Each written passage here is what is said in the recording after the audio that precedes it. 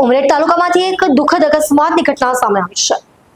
પણસોરા Vansol road પર આવેલી યોગી rice mill નજીક એક બાઇક ચાલક યુવકનું બાઇક રસ્તા પરના કાદવમાં ફસાઈ જતા તે સંતુલન ગુમાવી બાઇક સહિત નજીકના કાંસમાં ખાબક્યું હોવાનું જાણવા મળ્યું છે।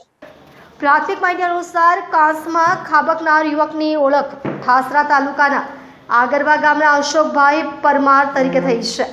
ભારે વરસાદ બાદ રસ્તા પર સર્જાયેલ કાદવના કારણે બાઇકનો કાબુ ગુમાવતા આ દુર્ઘટના સર્જાઈ હોવાનું પ્રાથમિક તપાસમાં સામે આવ્યું છે।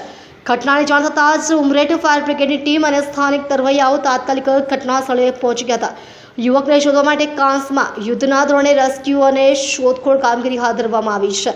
આ તરફ ભાલેજ પોલીસનો કાફલો પણ ઘટના સ્થળે દોડી આવ્યો છે અને સમગ્ર બચાવ કામગીરી પર નજર રાખી જરૂરી કાયદેસરની કાર્યવાહી હાથ ધરી છે।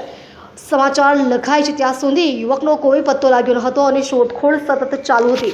આ ઘટનાએ સમગ્ર વિસ્તારમાં ચિંતાનું વાતાવરણ સર્જ્યું છે।